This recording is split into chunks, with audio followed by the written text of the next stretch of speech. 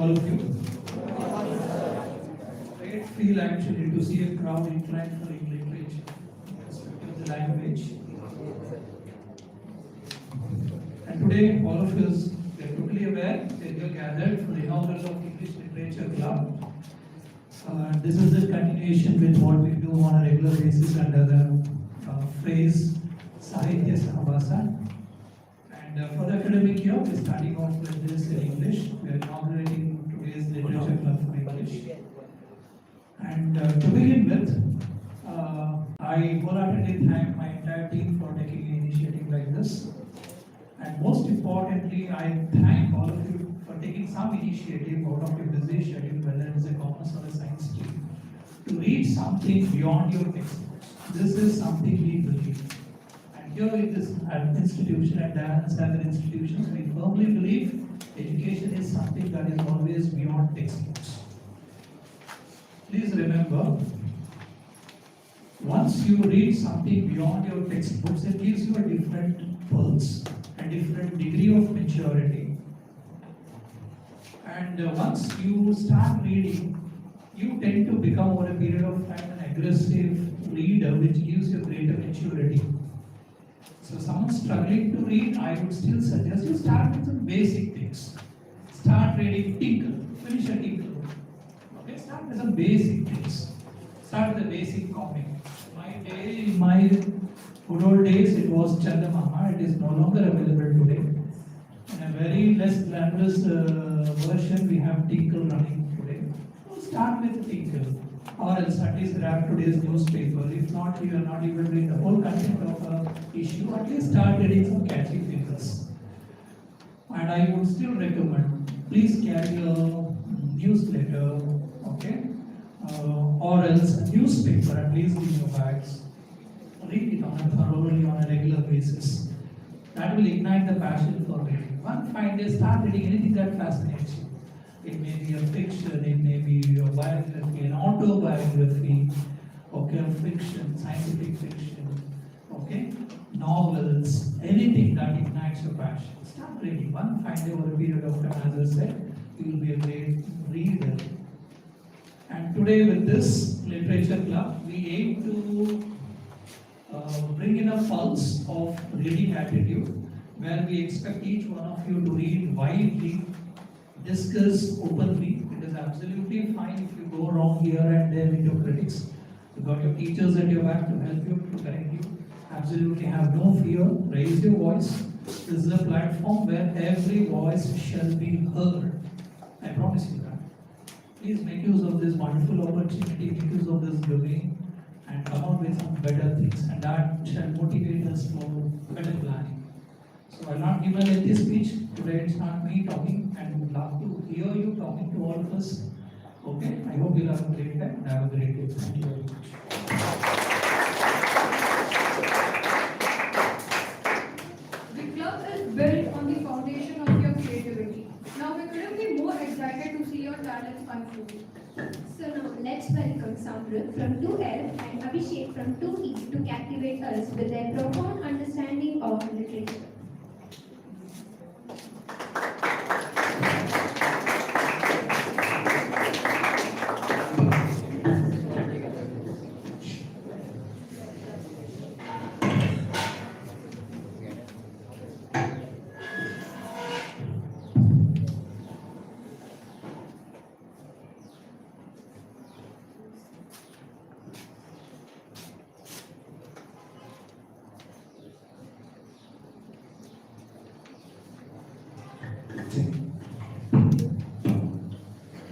The beautiful thing about education is that nobody can steal it from you.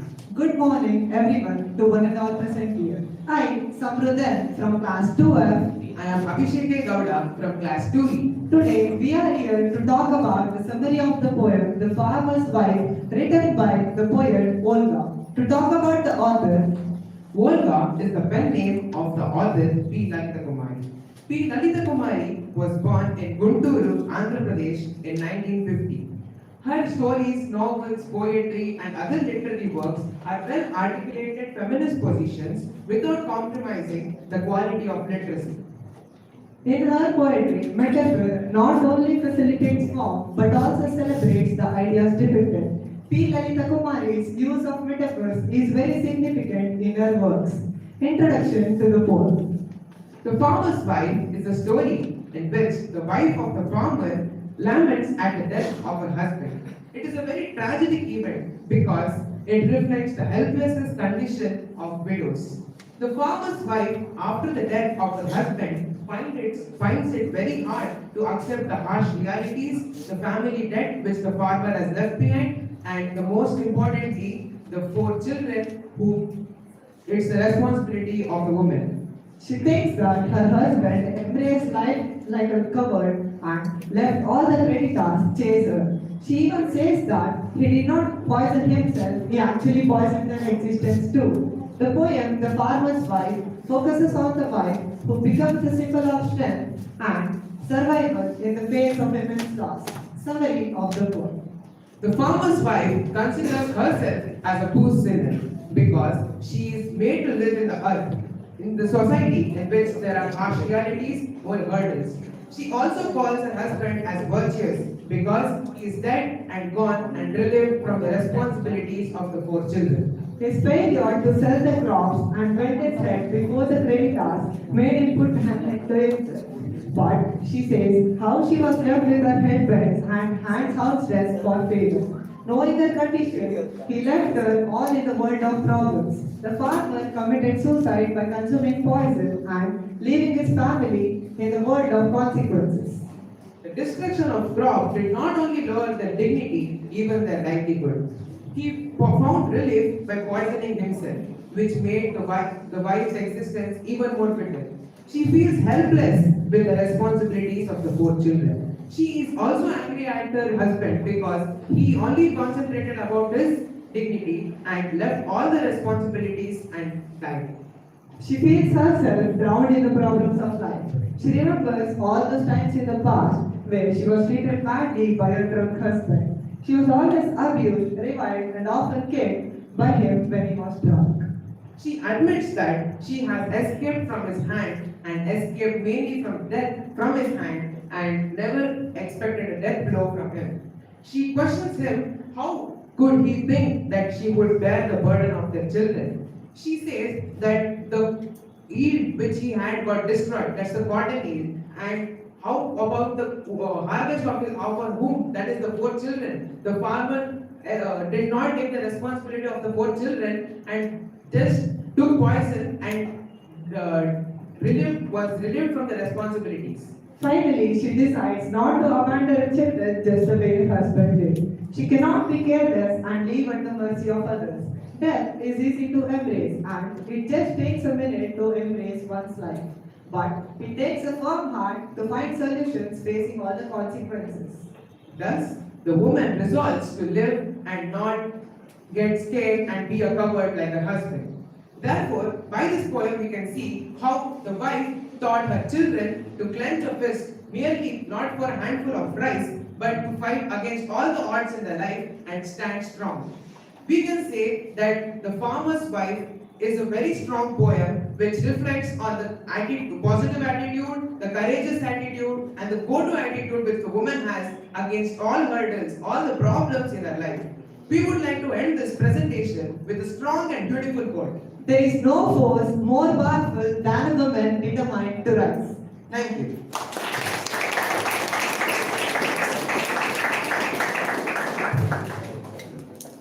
Thank you, Samrit and Abhishek. Your choice of those quotes really made an impact on the presentation. Now let's welcome the next participant, Sai Shrikar from 2E.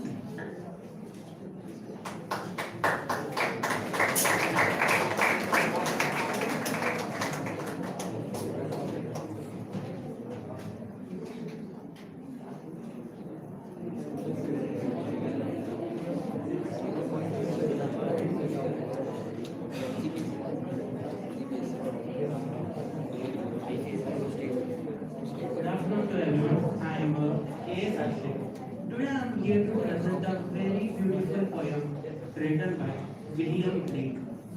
I actually loved this poem when I first heard about the poison tree, the title. I thought it was easy. It's easy to explain. But when I went deep into the poem, I got to know that the poison tree was just not the title, but also the feeling which the author, I mean the poet, expressed in a form of a lesson. So poison tree was written by William Blake. William Blake, he was an English poet, painter, and a printmaker. Largely, largely he was unmemorized due to his life, but he was a very historical figure in both the poetry and romantic age of visual arts. Now, if we go, a poison tree. Here, this poison tree, it describes about a variety of feelings. But the most highlighted feeling in this is anger. In this, the poet told that anger is a double-edged sword. Not only one, but a double-edged sword. And there is also one more tricky thing in this double-edged sword, that one edge is more powerful, that's more sharper than the other edge. So you can see here, it describes the narrator's expressed feeling of anger towards an individual, and also the emotions which eventually lead to murder. The poem explores the theme of indignation, revenge, and more generally the fallen state of mankind. Let's go with one by one. The first stanza. I was angry with my friend. I told my broth did end. I was angry with my foe. I told it not. My broth did true. Here, it exponentially tells that the poet was angry with his friend. He was angry with his friend due to some reason. And afterwards, he told the friend that I am angry with you because of this reason. And the anger faded because they both communicated and it became, and they both communicated and they got compromised. But whereas when he had anger with foe, now example today, you are playing a cricket or volleyball. There you have an opposite team. In that opposite team, they mistakenly made something, but the referee didn't accept it. So you get anger. You won't communicate in that. In that way, your anger will be in yourself only, and it will start going deeper and deeper. So, yeah. See here, the theme of the poem is anger. I already told the start that the theme of the poem is anger, and it's the most expressed feeling. With his friends, instead of holding on the anger, expresses and addresses the issue. The anger is dispelled. The war ended because the speaker communicated and there was a medium to solve the problem. So here in the first, I told my God. He told his friend that I am angry like this. So they communicated and compromised. But in the foe, he couldn't, and that anger kept growing. So he didn't like that, he didn't like this. A various thought of overthinking and all will be coming on. So you can tell that the communication is the key here. The communication is the key. Communication is always the key. Whenever you are feeling anything, the anger or anything, if it's your enemy or a friend, compromise with them. No problem for taking on a bit longer. Next if we go here, and I watered in its fear, night and morning with my tears, and I sunned it with smiles, and with soft, decideful vibes.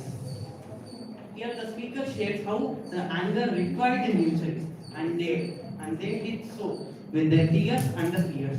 It showed that the anger requires attention and effort to harbor. Here, anger, he explains anger turns into a person, into a decideful being who uses manipulation.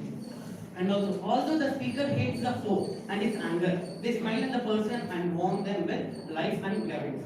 Here the speaker tells that, have I sunned it with smiles? That means he's covering up the anger with a smile. He's always, he's angry with the foe. He's speaking normally the foe, but inside his anger is grumbling like a bull. It's grumbling like a bull which sees a red carpet, etc. And it grew both day and night, till it bore an apple bright, and my foe beheld it shine, and he knew that it was mine. Here, the speaker tells her, the feeling slowly gets intense as the time passes. Here, day and night refers to the time pass. How much the time is passing and how he is getting so angry. Even though the opponent that he was angry, but still he was keeping that smiling expression. The poet compares anger to This anger he compares to a tree. Just like a tree, it watered and nurtured and it bare apple. That means a poison tree. The title we can refer that title to here. Because a poison tree. So it was just a small bit of anger made because of a misunderstanding.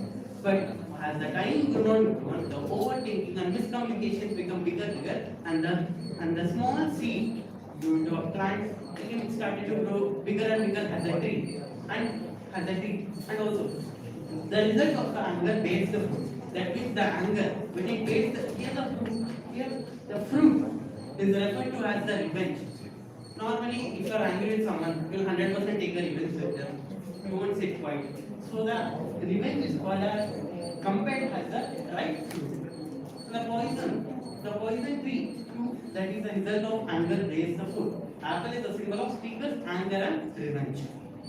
The lines reveal that the speaker's anger is no longer concealed. Rather, it has become outward and apparent. Once you take the revenge, your enemy also will get to know, right? This is, see, that guy took revenge on me. Like that, the enemy also get to know about the thing. And the anger is no longer revealed. So the happy smile which you are always keeping, the food could have misunderstood as something. But once you took revenge, you will get to know that he is angry with me. Next. And into my gardens too, when the night fell white the food. In the morning plant I see my foe outstretched beneath the tree. Here, the concluding stanza, that is the fourth stanza, concluding stanza reveals the consequence of this anger. When it was night time, the foe entered the speaker's garden without permission and into my garden story. This phrase refers it indicates the ill intentions of the foe. However, things turned bad for the foe and it ended with days of the foe. That is the defeat of the foe. Here this emphasizes the destructive nature of revenge and anger. So we can finally conclude that with the standards from first to fourth, we can conclude that whenever we have an anger intention, we should always make a compromising, that is communication and compromising at once. But if you keep on letting it grow and grow, then it becomes finally a destructive weapon for both you and the foe. That's what the double-edged sword I mentioned first. Double-edged sword, but it's sharper, which is towards your side, not your friend's side or your foe's side. So always communication is the key, and always suppress your hatred and communicate properly so that the misunderstandings whichever you have gets closed. Thank you.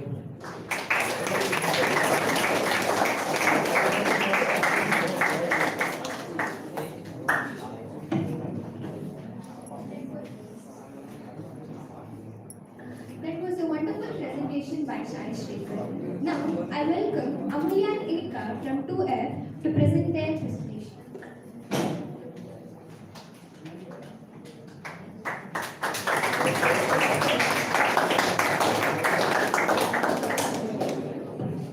Good morning. Good afternoon, dignitaries and fellow mates.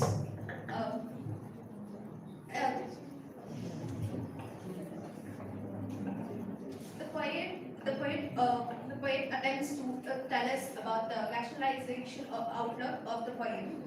He suggests that heavenliness and worldliness are not two different forms of the words, but they're one. The poem was written by P.C. Kuntappa. He was born in 1904 and died in 1994. He is awarded with Rashtra Kavi and also Padma Vibhushan. He is also the state national anthem writer, and his famous works are from an ancient epic, Shri Ramayana Darshanam, and he is immortalized by how he used to feel about humanism. The poem is translated into English by Dr. C. Nagana, who is a well-known poet, critic, and a translator. This is Amulya Javadi. And this is Inika Iyer, representing 2F.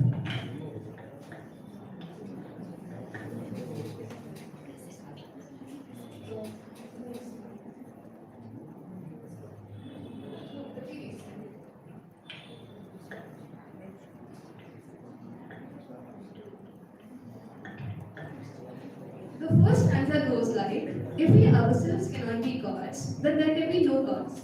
If we ourselves aren't heavenly nymphs, the nymphs are not elsewhere. So the poet is telling us that,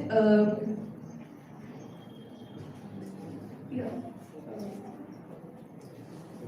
So the poet is telling us that gods and heavenly nymphs are not only present outside in the sky, but they're also present inside us.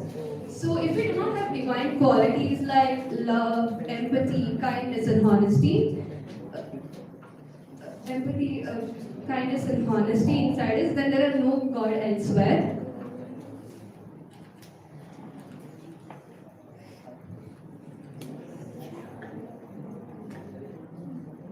The second stanza goes like this. While the growing streams rushes past, rolling surf at the edge of wheels, the tender sunshine leans on budded gardens, and then the gentle sun makes this earth heaven. Where the poet describes about how the earth itself is heaven instead of doing heaven as a fiction thing. Where he says that heaven is very mesmerizingly explained. Uh, the rolling streams coming, leaping down towards from the top of the hill, and the waves from across the oceans, creating a surf at the edge of the waves, the tender sunshine giving it, enhancing the beauty of the green forest and also the gardens, and the gentle sun making earth, warming earth and making it a heavenly place to live. Besides, the third stanza goes like, in the splendor of harvest and of moonlight, heaven lies alwhere. The poet is telling us that heaven is not only somewhere far away, it is here in the beauty of nature, in the golden harvest fields, and in the soft glow of moonlight. For example, if we take when a farmer works in the harvest with hard work, he is delighted to work in his work, so he can create a heaven there. And when we sit in peace under the moonlight, we can create heaven among us. Imbibing and spelling the song of nectar, the poet does create heaven on earth. Imbibing here means developing, and spelling here means spreading. The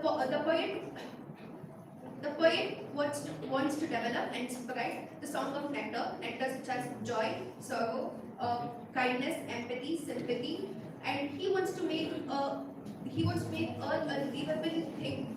And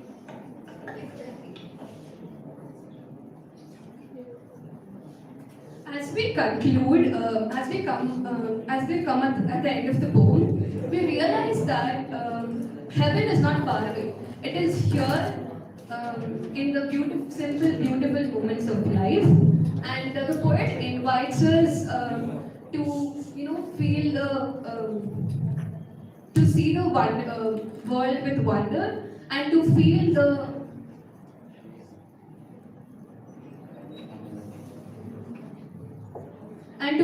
feel the beautiful, happiness in the human connections.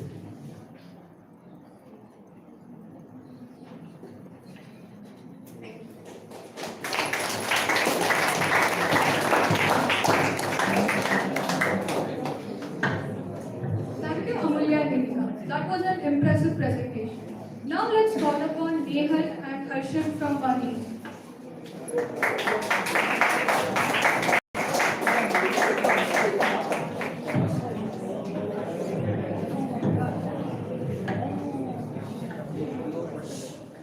Good afternoon, everyone. My name is Darshan from class 1A. And I'm Nehal from class 1A2. Today we are here to tell about The Road Not Taken, written by Robert Frost, one of the greatest poets in America.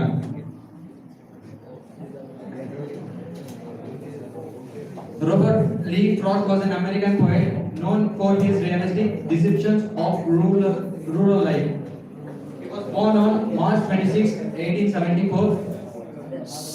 Frost is the only poet to receive 4 Pulitzer Prizes for poetry.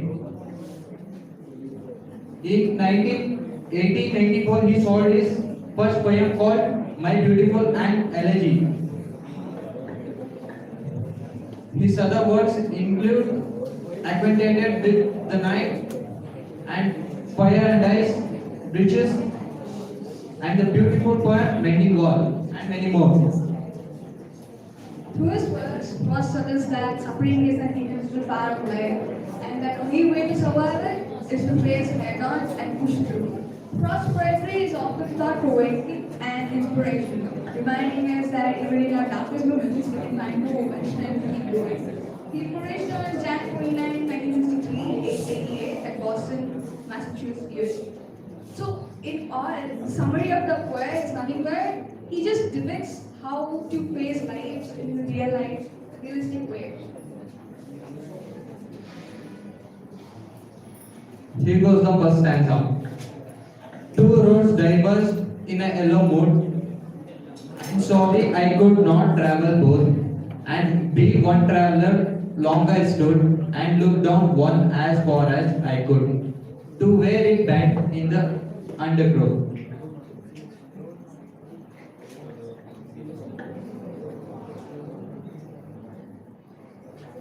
So first line is that two roads diverge in a yellow wood. It's nothing but yellow wood says that it's the time of autumn season. What does autumn season mean? Can anyone say like what type of metaphorically thing you can say it as autumn season?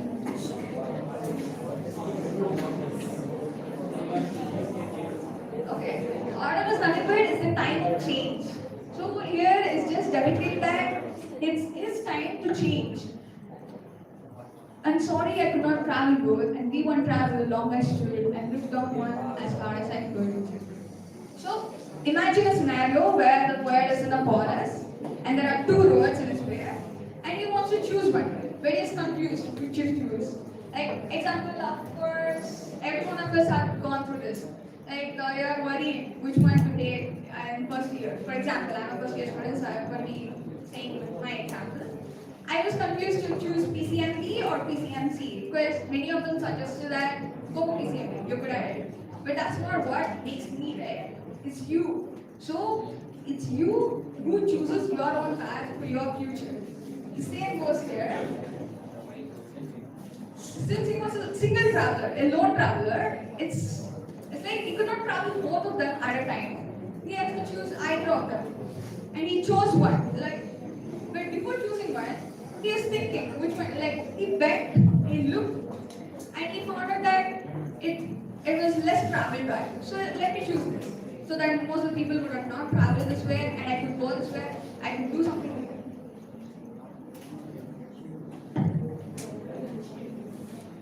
And the second stanza is like, then took the other as just as fair, and having perhaps the better claim, because it was grassy and watered well.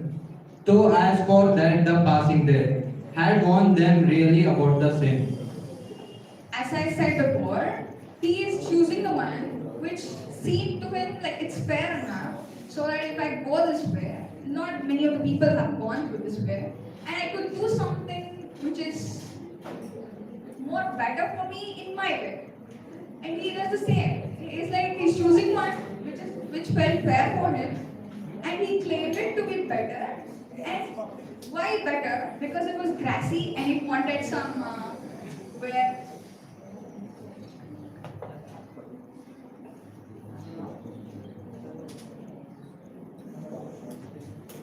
The third stanza.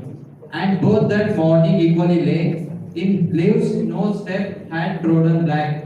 Oh, I kept the first for another day, yet knowing how way leads on to way. I doubted if I should ever come back. so now is this is the stanza where it's like a future time. Now the poet has already chosen one.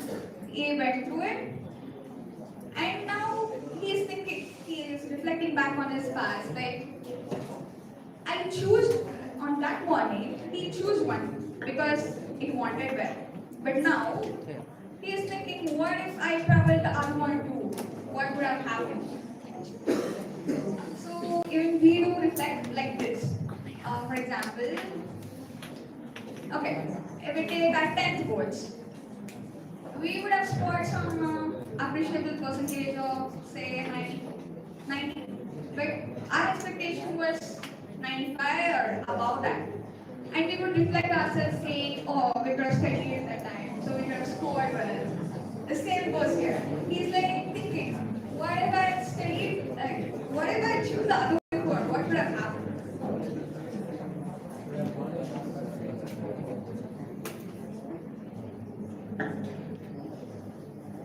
And the last stanza is here. I shall be telling this with sigh.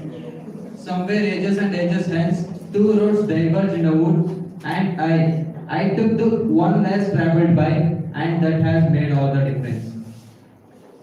Okay, now let's give an example that we have chose. We'll take two careers. One, let's say that you want to be a doctor, and the other one, we'll take it as, alright,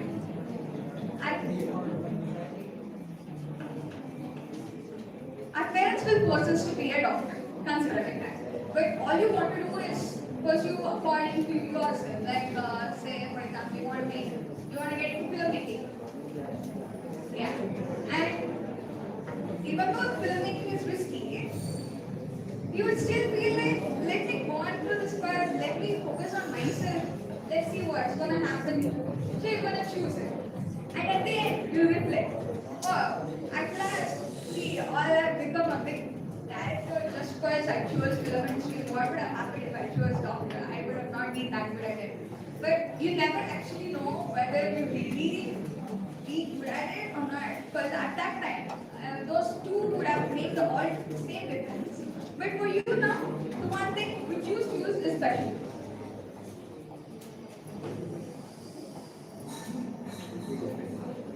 So,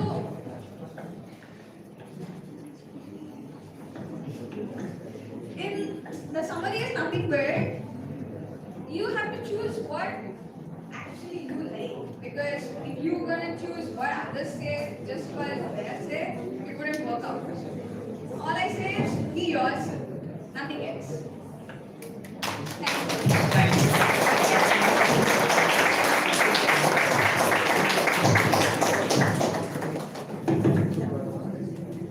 Thank you, Neil and Harshan.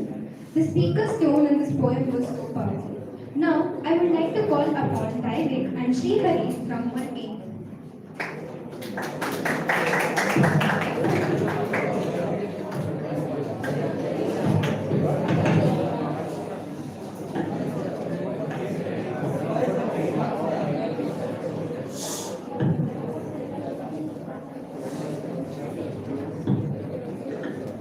Hello everyone, I'm David. Hello everyone, I'm Srihari. I'm today going to be doing the poem Poison Dream by William Blake.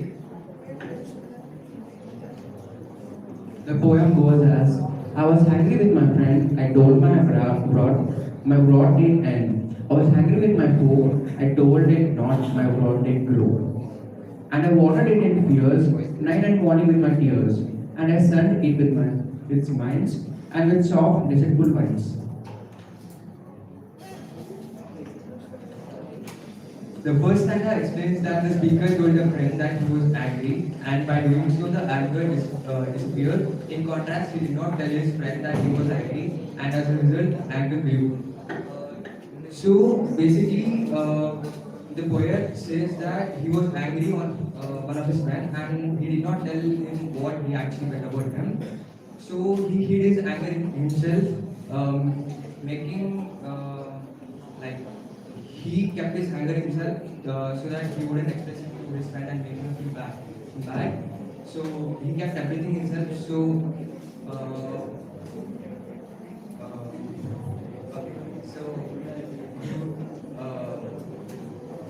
he basically didn't want it to make it a big issue, so he kept it himself. The second stanza uses a metaphor to illustrate how the suppressed anger grew. The speaker watered the anger with their tears and sunned it with fake smiles and cunning beside. Essentially, they sustained their anger in secrets, allowing it to become a poisonous and destructive force. So he kept it himself, and the anger grew based on the time. So he didn't even say anything to his friend about the anger and whatever he felt about whatever he meant. His friend made him angry. So he kept it himself, and the anger grew, and he became deadly.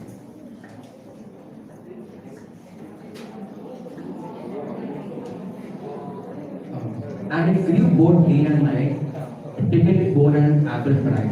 And my foe began its sign, and he knew that it was mine. and into the garden store when the night had veiled the pole. In the morning land I see my foe outstretched beneath the tree. The third stanza explained that the anger which was nurtured in the secret continued to grow until it produced a beautiful, tempting apple. The speaker's crew saw this bright, shining apple and recognized that it belongs to the speaker. His friend notices his anger and then his anger is basically the apple is expressed as the speaker's anger and hatred towards the friend. Um it turned into deadly poison, and that's what the speaker says. The fourth stanza describes the climax. The foe sneaks into the speaker's garden, a metaphor for the speaker's mind or the situation they created at night. The next morning, the speaker finds his foe lying dead beneath the tree. The speaker is glad to see this, suggesting that their cultivated anger has led to a poisonous and deadly outcome for his enemy, and that the speaker is satisfied with the result. The stanza reveals that the poisonous tree and its fruit were a trap, and the foe, tempted by the apple, was ultimately killed by it. So the apple was in the tree, and the night, the enemy, I mean, his friend came to the garden, and he sneaked into the garden and was attracted by the apple, which was basically the hatred and trap for his friend, and consumed the apple, and all the hatred and the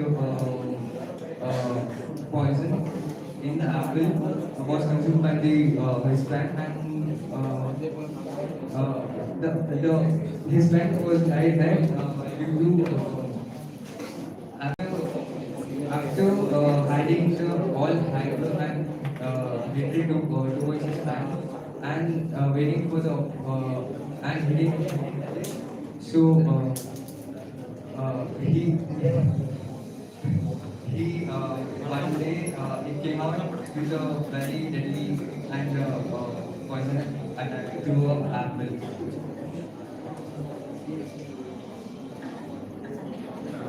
So the moral of the poem is the primary moral of the poem, the poison tree, is that the suppressing anger is destructive and dangerous. The poem warns us that if anger is not expressed openly and honestly, it will grow, fester, and become a poisonous force that harms both the individual holding the anger and the person it is directed at. Thank you.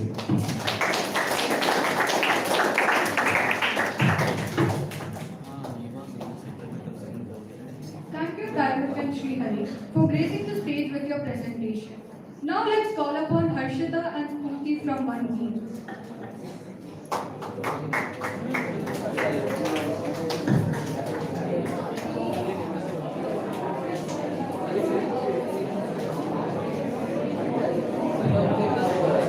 Good morning to one and all present here. I'm Harshita. I'm Spurti.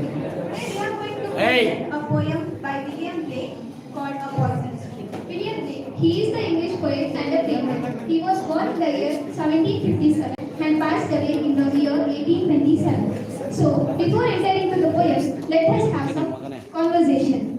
So, you people have friends, right? And at least once in your lifetime, you have fought with them.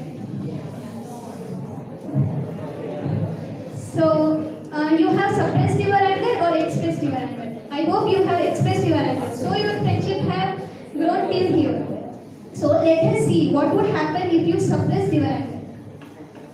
Yeah, let's go into the poems. Firstly, to understand it better, I'll take an example of me and my friend. Once me and my friend fought for a reason, and I expressed my anger towards her, and my anger ended there. But the other time when we fought, I did not express my anger, and my anger didn't end there, and it was inside me. I did not express her as I was suppressing my anger, and the way the anger grew in myself, like I was watering a poisonous tree in myself. And day and night I was just thinking about the fight which happened between us, and the only anger was growing in me. But I never thought instead of suppressing the anger, I would have expressed towards her. And I did not say her that I had anger on her, and just with a fake smile, just I was speaking with her smile. Even she did not know that I had a great anger on her. Later, the way the poisonous tree grew in myself, it bore a bright shining apple which fascinated my friend. And she did not know that was a poisonous apple. She thought it was her. And without knowing me, she took the apple, and when she ate that, without knowing that was a poisonous apple, she died. So this became a disaster. I hope you people understood what would happen if you suppressed your anger. So, therefore, instead of suppressing your anger, learn to express your anger. So the disasters will not happen. Being straightforward is better than suppressing the anger. Expressing the anger is better. Thank you.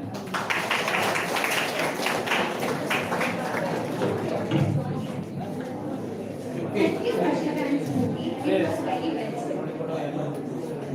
To welcome the Little Club session, it gives me a great pleasure to welcome Lady Ma'am to share your closing thoughts and officially wrapping up this meeting.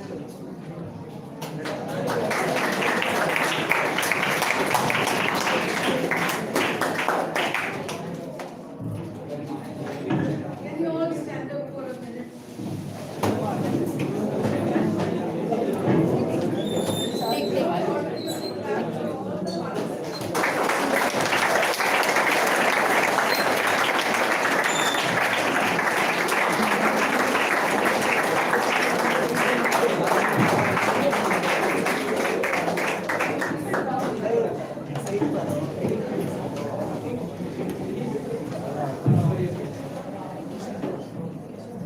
Good afternoon, everyone.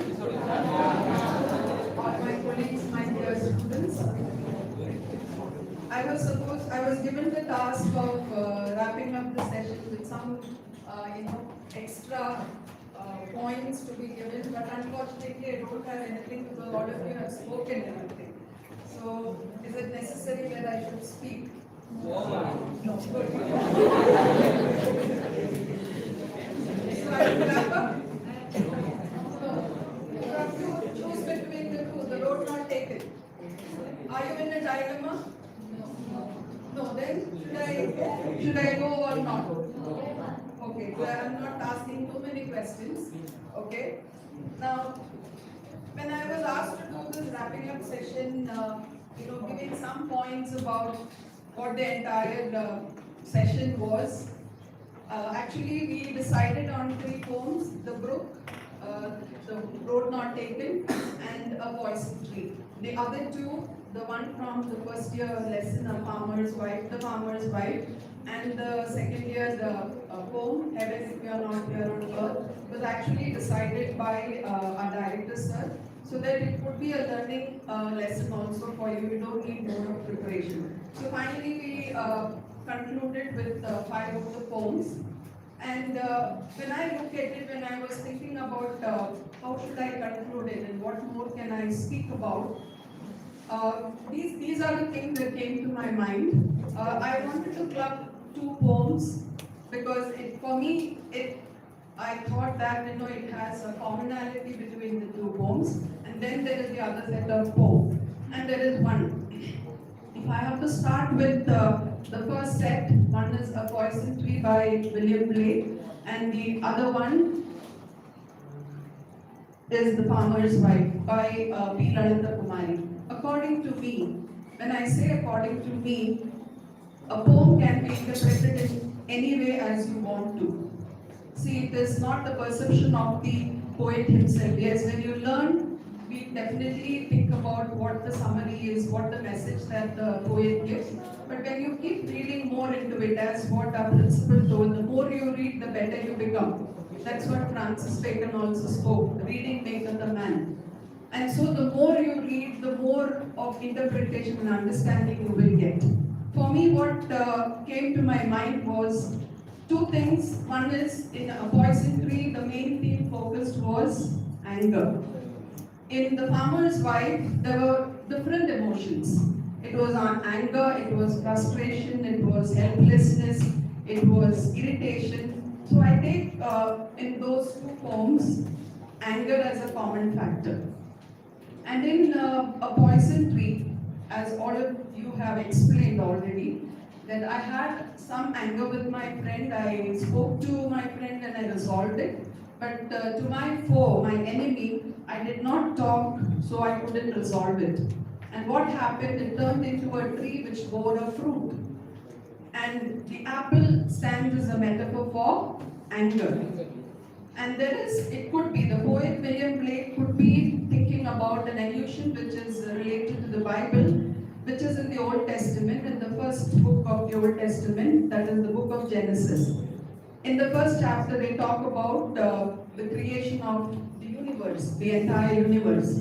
At the end of all creations, God created man and woman, and we call them Adam and Eve. And they were placed in the Garden of Eden, and that was called the paradise, and which had everything, all the fruit trees, all the flowering plants, and it was so beautiful. And then what happened was that God had instructed them, you can eat any of the fruits from any of the trees. You can take, there is no restriction at all. But one tree which was in the middle of the garden, which was the tree of life or the tree of knowledge. God had specifically instructed not to use or pluck a fruit from that tree. So we consider that as an apple also. Very beautiful, good, I mean, nice looking, fresh. And then both the man and the woman, they did not have any intention of, even trying. But then temptation in the form of a serpent, which was also a creation of God, came and tempted the woman, Eve, and told, why don't you try? It is very tasty. It is good, it is fresh, it is crispy. So many adjectives probably the serpent would have given.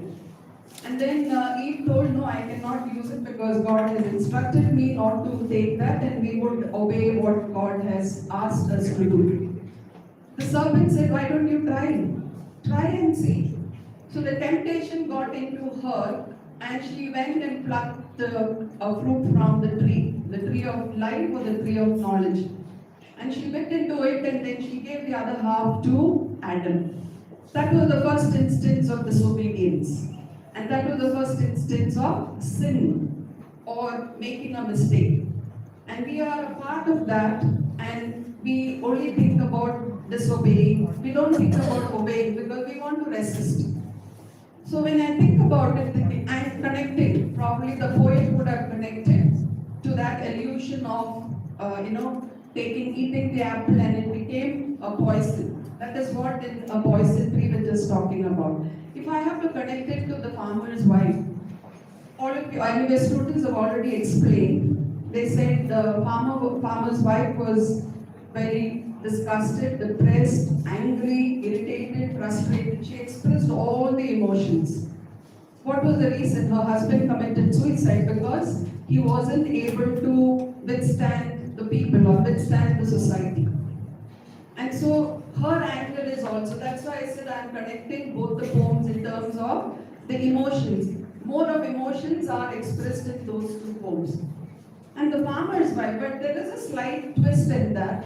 The farmer's wife, though she went on lamenting about what she does not have and how she was abused, how she was insulted, how she was irritated, she talks about it, but from all that, negative emotions, she stood firm and she decided, come what may, I will not take the same way or the same route her husband had taken. I'm going to stand firm.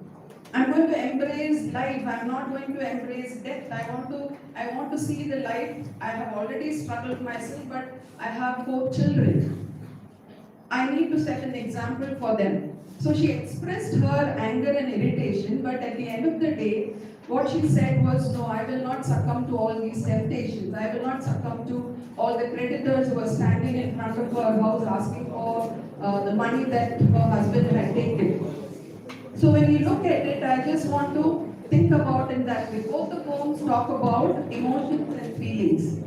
So here he said, the poet says that I expressed, so I got resolved. The other way, the foe, I did not express it to my foe, so it never got resolved and it turned into a poison. So I'm only concentrating on the emotions that are depicted in both those poems. Coming to the next.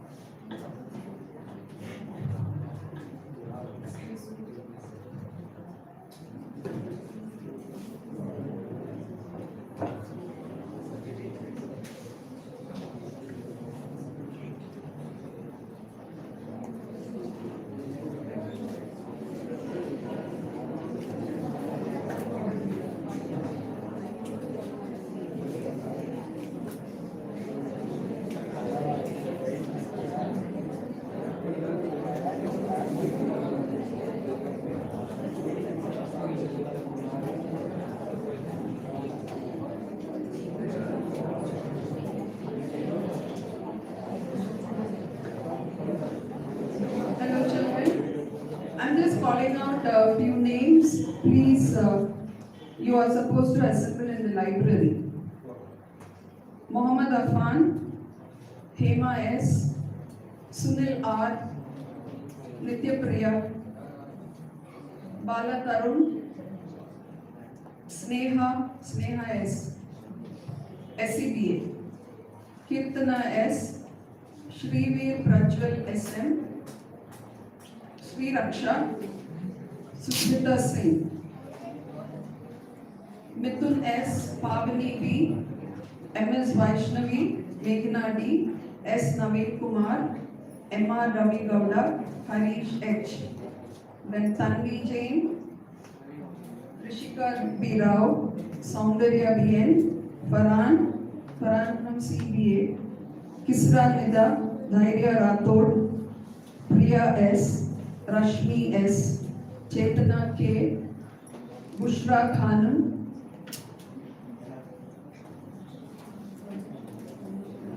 Vanashri, Gunashri, Aishwarya S, Jivita M, K.V. Branda, Shubh Sharma.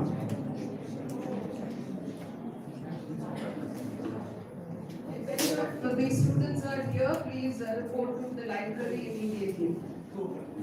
Not now? Okay.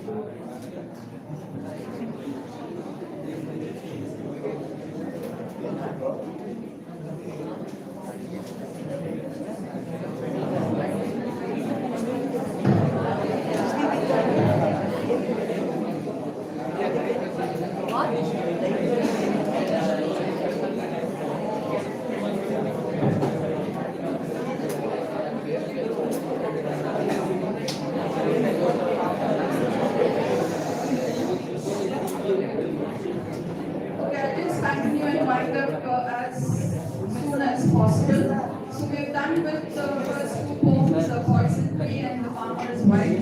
Next, I want to concentrate on the poem, The Brook, written by Lord Alfred Tennyson, and unfortunately the poem was not presented here. It's not because it wasn't presented, the child is absent today. Otherwise, he would have got more insight into what the poem was all about. And along with that, I just want to plug the other poem by Kuempu, Heaven If You Are Not Here on Earth. Both the poems talk about nature's beauty. It's only that Kuempu's poem is even more insightful. There is so much to talk about. Actually, when they explained, they spoke about, heaven is here on earth. That is what the poet says. You don't have to look anywhere else for heaven, because if you see the rolling, waves and the sunshine, it is all here. It is all about how we make out of things what is available here. If we keep grumbling about, that's what all of us do, right? If things are not going in the right way, we keep grumbling and trying to find fault with the others or anything. Anything, everything, and anybody is the fault. I'm the only perfect person. That's what we generally do. But Kuempu is here is trying to say that you look around. It's God's creation. God has given everything to us, and it's for us to make use of and enjoy. In the same way, the brook also. Brook is, it means a small stream. It originates in the mountain and then it flows and it waters. I think the first year students, if you are learning Watchmen of the Lake, you will know. Okay, how the river originated. And we are talking about the Watchmen of the Lake, how Mara was trying to save the lake. So the brook, it flows and it flows, but what happens in the course of this flowing, it hits everywhere. It hits small stones, it goes through wherever it hits a boulder, and what happens? It takes a recourse.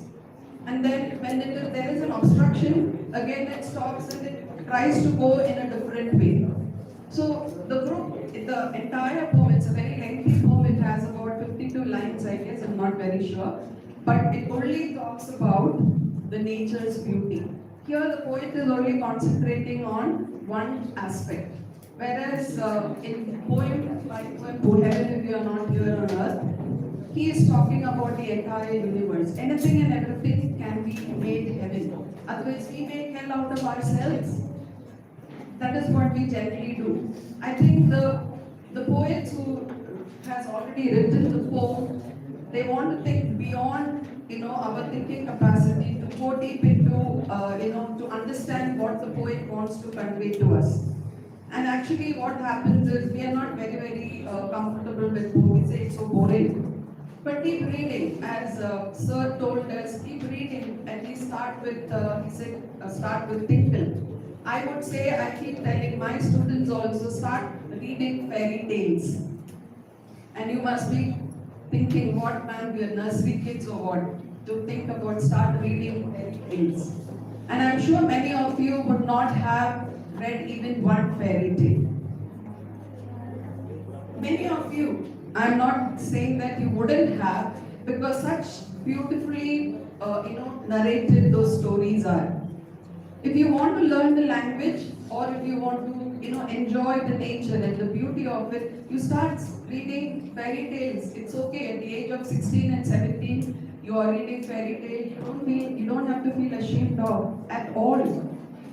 Because now today it's a fashion, like you hold a big book, Harry Potter, or that such big stuff. For me, the moment I see the volume of the book, it puts me down. I take the smallest of smallest books because for various reasons. So it's not about how big or how small the book is, it's about what you read and how you read and what you have understood. So the book talks about, and in that book there is a refrain. There is a refrain, and I say refrain, it is a chorus which is repeated 4 times. I'll just read that refrain in the poem The Brook. He says, for many men may come and many may go, but I go on forever. And it tells us about the fleeting nature of human life and the constancy of nature. Many men may come, many men may go, but I have to go on. Fleeting of human life is very short. It's very temporary in this world. So make use of whatever the resources that you have, and don't think about only the struggles. Nobody is spared from struggles. Nobody. Everybody has to go through pain. Everybody has to go through insult. Everybody has to go through humiliation in life. There is nobody who is spared. Is there anybody? You have in your own way. I have. Everybody has here. But that does not deter you from pursuing something better. So that is what I would like to tell you from the poem that I talk about and what Kuempu talks about. Enjoy and admire and then appreciate the beauty of nature and your own beauty of life. You have been given a beautiful life. Why don't you make use of it in a better way? At least from starting today, start reading. That's the first step. So the 4 poems I connected with anger as an emotion, and the second one Kuempu's poem and the brook, talking about nature's beauty. Look around. Look around. I know you are all confined within the four walls of a classroom from 8 o'clock to 5 in the evening. And when you go, you don't have time to look around. Please look around. There is so much beautiful thing. There are so much beauty in it. Okay? Coming to the fifth poem, The Road Not Taken by Robert Frost. That poem has so much captivated me in various ways, and I used to teach that, and the more I read, the more insight I used to get. It only talks about choices and consequences. Choice. When you make a choice, you should be ready to face the consequences also. That is what they told. If your choice is not right, you will have to face probably failure, whatever the consequences it could be. So you can actually slow down a bit and think and then decide on your own. What we actually do is somebody decides for us and then we say, no, you told so that I did, or I took this course in terms of courses that you take. That's when we want to blame somebody else. I don't want to take the blame because I've not taken the decision at all. So why should I face the consequence? So the poet here actually on a morning walk, and he was walking through the forest path where the road diverged into two, and he was worried. He was in a dilemma as to which road should I take. Should I take the right? Should I take the left? He was in a dilemma, and he started actually looking deep into the road to see what he can see there. At one point of time, he was unable to see the road because the road bent and there was nothing beyond that. And when he saw the other road, he felt that it was less traveled by people. He could make out the grass was greener, and they couldn't see any worn out leaves. The leaves had not turned brown. So what happened was that he was in a dilemma, and then Shinel was mentioning about your own life after 10th standard, right? What course should I take? Should I take PCME, PCMC, PCMB, or what? Or should I listen to my parents, or should I listen to my friends, because my friend is also taking the same course in the same college, so I will take that, irrespective of whether you have the ability to learn. All of you have, but you have the interest and the passion for it. So that decision now you have to take. But when you take a decision, remember that whatever may be the consequence, you might become successful, you might have failed, or you might fail, but take the blame on yourself and try to, probably you can take a recourse also. Okay, I failed here, can I take a recourse? Can I turn back and do something from the beginning? Yes, you can. In present day, I have seen many students doing that. You drop a year and then take something else which you are passionate about. It is all possible. You don't need to be answerable to the society. You need to be answerable to yourself, not to anybody else. Please try to understand that. Society is, yes, it has certain norms. It has certain conditions that I know your parents may be worried about, that they have to please the people in the society, their family, their friends, and so on and so forth. But take a bold decision. If you fail, yes, you own up the responsibility of it. And then come out in a different way and try to be successful. Like the farmer's wife, she said, I am not going to go down before anyone now. I will not let my children do that. What will I do? I will teach them. I will teach them not to bend their head. I will teach them not to stretch out their hands for a handful of rice. I will not. That is the kind of determination that all of us should have. You and I should have. And more so with you, because you're still in the initial stages of your life. You have to take so many decisions. So when you take decision, ensure that you take a decision that probably will take you to a level where things and the courses or even maybe the job also, you're passionate about. The other day I was talking to one of the students here in our college, and he has taken science, and his 10 marks were not very encouraging, but I did not tell anything about it, and I I asked him what does he want to do. He said my sister wants him to, his sister wants him to become an engineer. I said, are you happy with that? No ma'am, I want to be a wildlife photographer. Where is the connection? He's so passionate about wildlife photography. And then I said, then why did you choose? You could have taken something very light, because science stream means it involves a lot of hard work and struggle. So no ma'am, my sister told you have to get a job, and then this passion is somewhere there. Nobody is even thinking about it. And then he said, and I really appreciate that student, he said that ma'am, parallelly I'm going to do wildlife photography, and that is a 3-year course. He has already inquired. And he said it's a 3-year course. By the time he completes his PU, he would be into 2 years or 1 year of his wildlife photography course, and he will complete. So for him, it was, I just took an example, that is all. And so he's going to do both. Don't you think it's a big struggle? And he has taken, for him, it is the right decision. For various reasons, he thinks that, he has to become an engineer. But for him alone, he said, ma'am, I want to become a wildlife photographer. So choose wisely. Don't go by what the rule book says. Don't go by what others say. You think for yourself, is it, all of you who are seated here are well capable of achieving. There is no one here whom we can say that, no, you are not good enough, that person is not good enough. No, everyone highly capable of achieving. First you understand that. Now why do you think I made you all stand up to clap for those participants here? Can anyone tell me? Yes, I can do something. Okay, one is for motivating others to come up, I really appreciate their confidence and courage. It is not an easy task to stand here and face all of your faces, and some are giggling, some are not paying attention, some are talking, and then you feel so bad.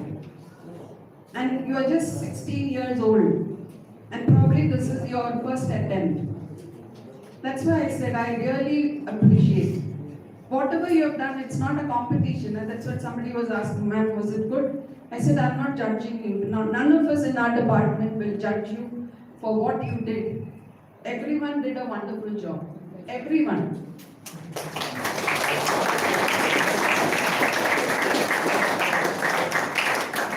So let me wind up. I have just spoken about all these topics, spoken about the emotions and how anger can be managed, right? And anger can be managed. For us, it is only the expression of anger, and it turns to violence in today's world. So think about it. Secondly, enjoy the nature. Once in a while, stand in your balcony early in the morning. How many of you have seen a sunrise? Yeah, good. I'm really very happy. Really happy. On a Sunday, take your time, take a cup of coffee or tea or whatever you want, sit in the balcony and enjoy the sunrise and enjoy the beauty and the breeze and it gently blows. Enjoy that. And then with that enjoyment, ensure that you take the right decision of your life. Now you have to take the right decision. And also say that whatever may my decision will be, I'm going to face the consequences. Okay? So the 3 things that I have told, keep in mind, and I'm sure, as Shrikar told, it gives more motivation for, I'm sure, at least one student has been motivated from this exercise since 12 o'clock. We've been sitting here listening to your friends and then listening to me. And if one child has been motivated to, become better, there is no yardstick for success. You are measuring success with your own yardstick. What I feel is your success is not success at all. So please ensure that I want to be there, you be there. Take the road, struggle, work hard, enjoy. But at the end of the day, see that it is an enjoyable experience for me. Because these days of your school and college days, you will not get it back. Maybe my age or another 20, 25 years from now, you will be thinking how nice it was to be in the college, having fun, enjoying, bunking the classes and coming out. All these are, little pearls. So please enjoy your life and have a good day.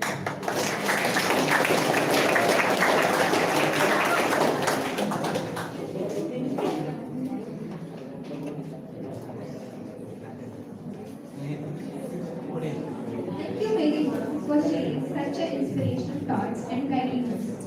Now, I would like to call upon our principal sir to give the token of appreciation to Samrud from 2F and Abhishek from 2E and Sai Srivan from 2E.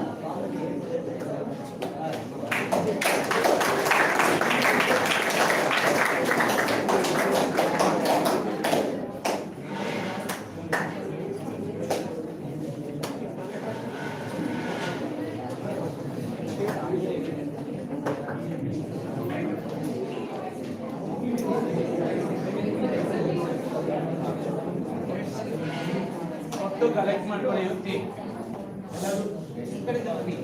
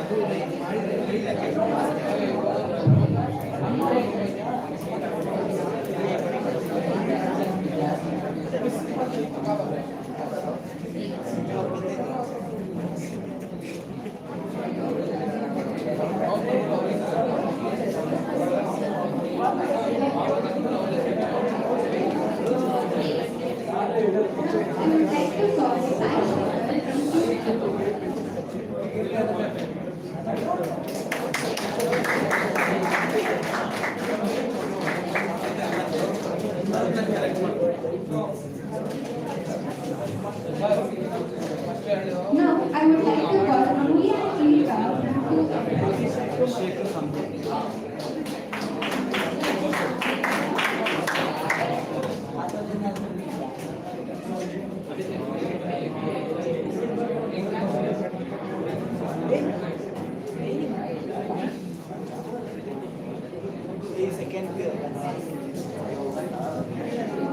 Nathan and Dakshin.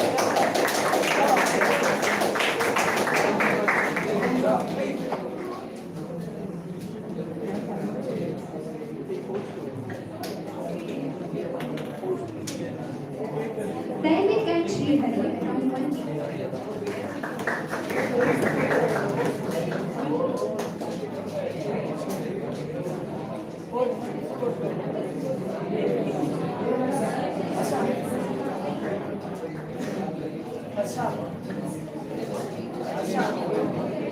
Rashida and Stoli from 1B.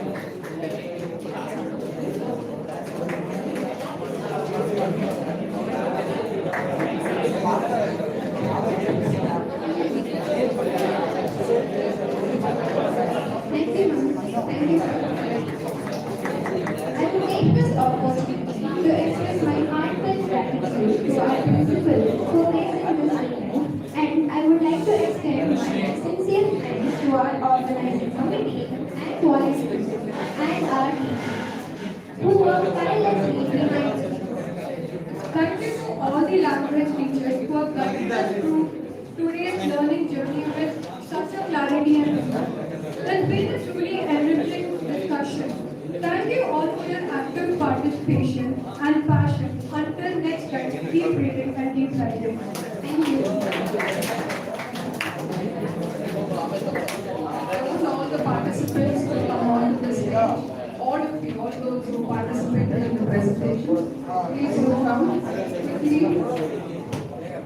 And all the my colleagues also.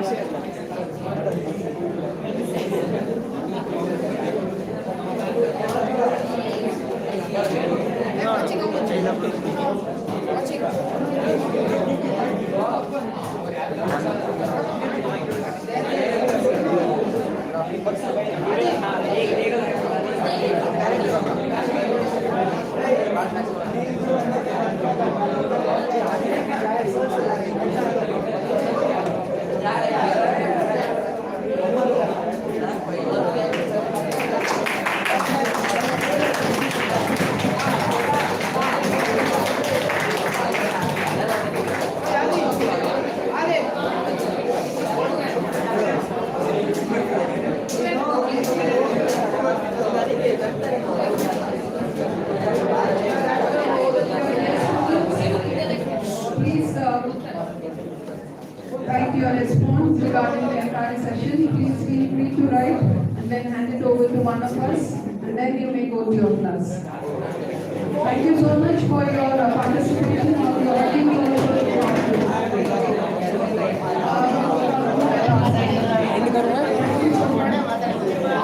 तू Insta बंद cam कर कैसे करता है